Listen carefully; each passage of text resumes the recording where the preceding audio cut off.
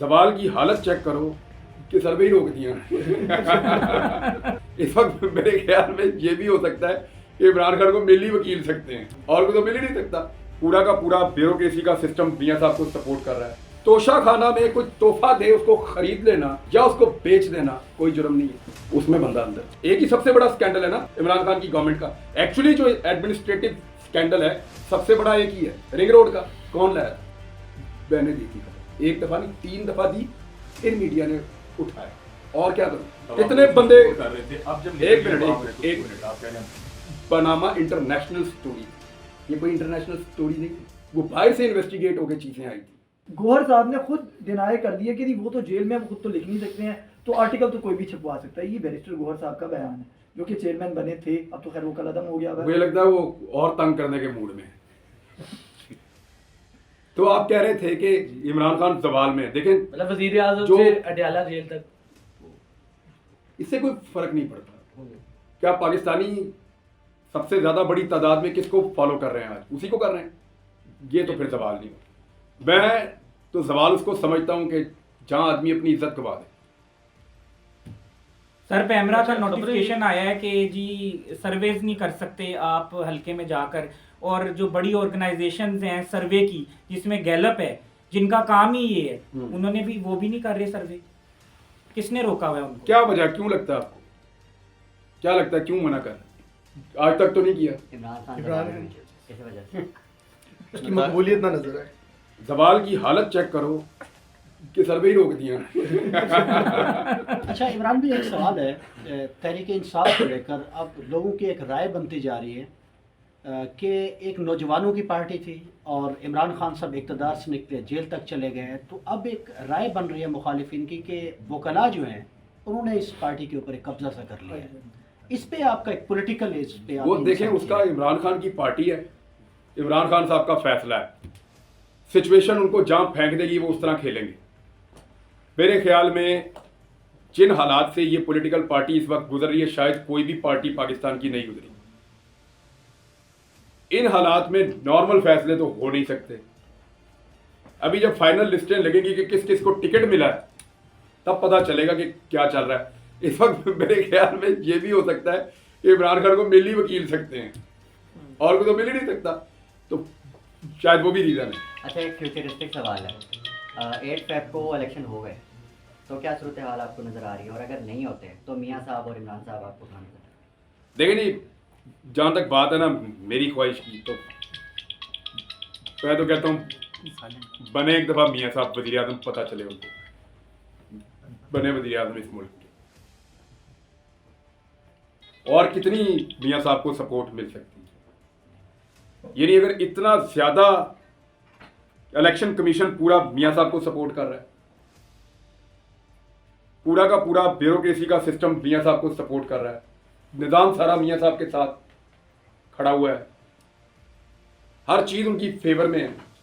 बाहर से जैसे वो आए, जैसे उनको कवरेजेस मिली, जैसे उनको प्रोटोकॉल दिए गए, जैसे उनके लिए हर चीज मैनेज की गई, मैं तो उस वक्त नहीं देख रहा था। मैं अब पढ़ पढ़ के चीजें हैरान हो रहा हूँ कि जैसे मियां साहब को फूलों के गुलदस्ते की तरह ला के तो लीडर बनाया।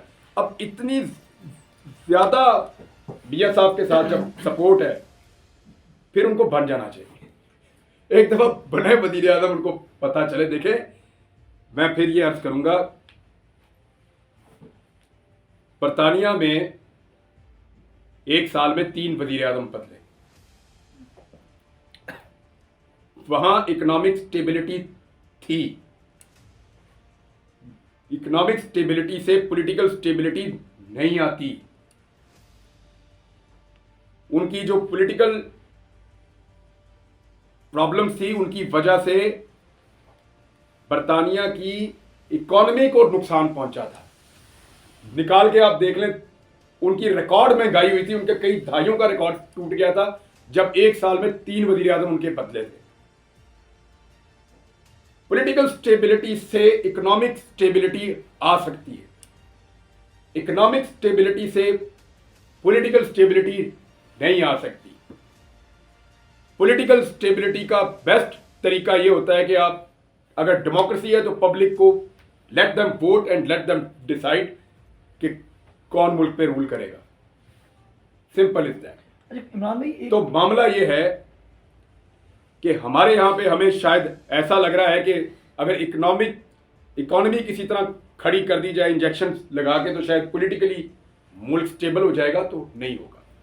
ये फार्मूला होता ही नहीं है। हम पिछले 2 साल में नहीं हो पाए, आगे कैसे हो जाएंगे? होगा ऐसे ही कि पाकिस्तान, इंशाल्लाह पाकिस्तान पॉलिटिकली स्टेबल होगा, और ये होगा। पाकिस्तान के बारे में कभी मैं मायूस नहीं होगा, ये होगा। पाकिस्तान पॉलिटिकली स्टेबल होगा और फिर पाकिस्तान की इकोनॉमी भी बेहतर हो जाएगी इंशाल्लाह। सर शेख मुजीबुर रहमान ने जुल्फ़िकार अली भुट्टो को कहा था कि ये जो लोग तुम्हें आज ला रहे हैं, मेरा मैंडेट चोरी करके आपकी झोली में डाला जा रहा है, यही लोग आपको लटकाएंगे। तो इमरान खान का मैंडेट जो चोरी करके इस वक्त नवाज शरीफ की झोली में डाला जा रहा है, तो इनके साथ क्या होगा? आपको क्या लगता है? देखिए, जो अभी सारा कुछ मियाँ साहब के मदद हो रही है ना सिस्टम में, एक्चुअली सिस्टम मियाँ साहब को डिलीवर कर रहा है इस वक्त।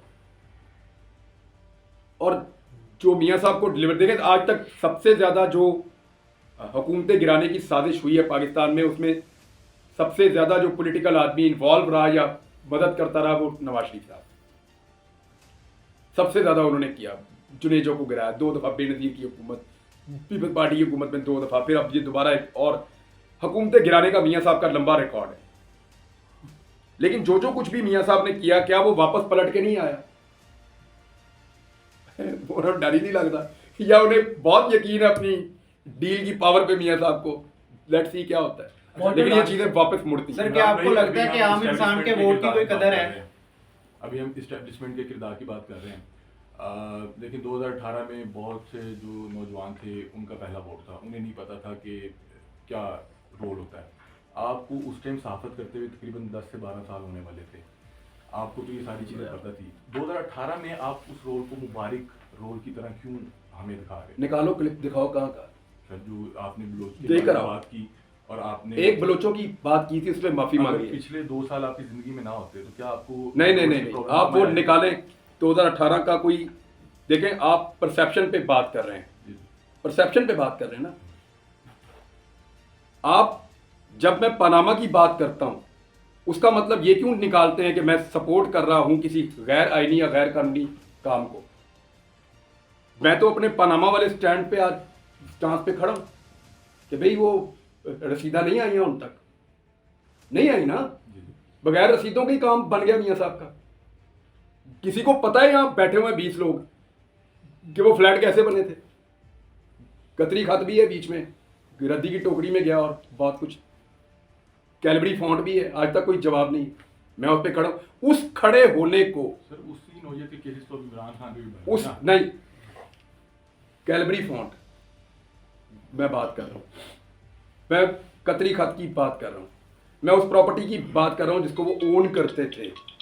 बताएं ऐसा कौन सा केस है इमरान खान पे? आपने भी फरमाया ना, एक केस बताएं।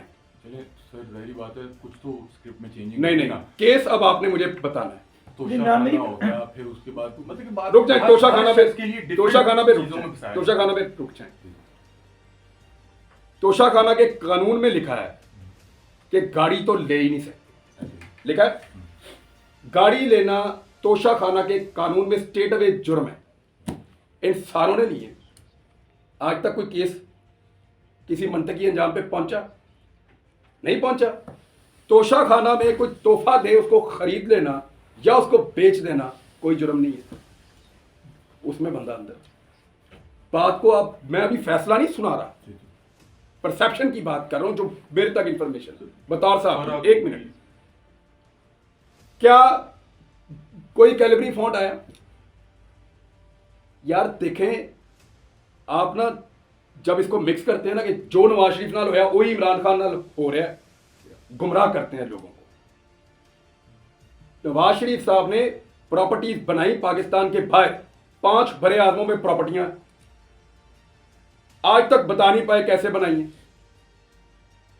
बेशुमार दौलत इन्होंने बनाई, बहुत इन्होंने हर चीज इन्होंने उड़ा के रख दी। मियां साहब ने तो जो दिल किया वो किया, हुकूमतें इन्होंने बार बार गिराई। उसको आप लाके जोड़ते हैं किसके साथ? जी उसका निकाह ठीक नहीं हुआ, नहीं यार, सर, मैं इमरान खान का वकील नहीं हूं, हर बंदे के लिए लेकिन मैं आपको एक बात बता रहा हूं, फर्क है ना, फर्क है, दोनों का फर्क है, दोनों किस्म के केसेस का फर्क है। मियां साहब आज भी जवाब नहीं दे पाए। सर ये फर्क होगी कि ये जवाब जमा करा सकेंगे? किसने, आपने एक भी प्रोग्राम किया फर्क होगी पे, उस्मान बुज़दार पे? आपने किए? मैंने देखा आपके तो 20 किए ना, 12 प्रोग्राम किए इकट्ठे, लेकिन आपने इमरान खान और करोड़ों रुपए का नुकसान बर्दाश्त किया जो उस्मान बुज़दार ने हमारे साथ फिर किया, पूरा बिजनेस तबाह कर दिया। तो ये उस्मान बुज़दार नवाज शरीफ के लगाए हुए तो नहीं थे? बात तो सुन, जो मुझे ठीक लगा मैंने किया। रिंग रोड का स्कैंडल कौन लाया था? इस्लामाबाद में जो आया था, एक ही सबसे बड़ा स्कैंडल है ना इमरान खान की गवर्नमेंट का। एक्चुअली जो एडमिनिस्ट्रेटिव स्कैंडल है सबसे बड़ा एक ही है, रिंग रोड का। कौन लाया था? मैंने दी थी खबर, एक दफा नहीं 3 दफा दी, फिर मीडिया ने उठाया। और क्या करूं? नहीं, उसी उस्मान बुज़दार के कागजात नामजदगी तो मंजूर हो गए, कोई मुकदमा अगर उस्मान बुज़दार बहुत ही बुरा था, उसके कागजात कैसे मंजूर हो गए? सर ये तो रोल है जिसकी बात कर रहे हैं कि वो तब भी यही मसाइल थे, एक इलेक्टेड गवर्नमेंट के खिलाफ जब चीजें निकल रही थी तब कितने आप उसको बंदे- support कर रहे थे। अब जब एक निकल रही है, मिनट, तो आप उसको एक support मिनट। आप कह रहे हैं पनामा इंटरनेशनल स्टोरी थी, ये कोई इंटरनेशनल स्टोरी नहीं है, वो बाहर से इन्वेस्टिगेट होकर चीजें आई थी, ये वो नहीं है भाई। इधर कन्विक्शन भी नहीं हुई, उधर कन्विक्शन है, वो फर्क है भाई चीजों का। अच्छा ये मैंने आपसे पूछा ब्लोच वाले मामले में कि अगर आपकी ज़िंदगी में ये पिछले 2 साल ना होते और चीज़ें उसी तरह से चल रही होती और इमरान खान अपनी गवर्नमेंट पूरी करते, तो क्या आपको कभी भी ये ब्लोच के जो मसाइल हैं समझ आते? क्योंकि तब यार, आपका जो स्टांस था वो इंसान था- रोज सीखता है ना, रोज सीखता है। शुक्र है मैंने सीखा, अल्लाह का बहुत शुक्र है, उसकी बड़ी मेहरबानी है मेरे पे। और ये मैंने इन दिनों के बाद नहीं, 2022 में जब फ्लड आया था तब बलूचिस्तान गया था, तब भी माफी मांगी थी, अच्छा और बार बार मांगी थी। अभी महारंग बलोच आपसे मिलती हैं, हामिद मीर साहब से मिलती हैं, लेकिन कोई जैसे फिजा हैं, उसके अलावा जो वरीदा फरूकी हैं, लेकिन वो भी बहुत मेजॉरिटी के वो भी सवाल उनके जहन में भी हैं। लेकिन मैंने देखा कि जब उन्हें कोई तनकीदी सवाल का सामना करना पड़ता है तो वो और तरह से बिहेव करती हैं, वहाँ पे 20 कैमरे लग जाते हैं। आप इस पूरी चीज़ को किस तरह से देखते हैं और इसका हल क्या देखते हैं? अगर मैंने भी बताया तो है, डायलॉग डायलॉग, खबरें ये आ रही हैं और रियासत तो डायलॉग ही करती है।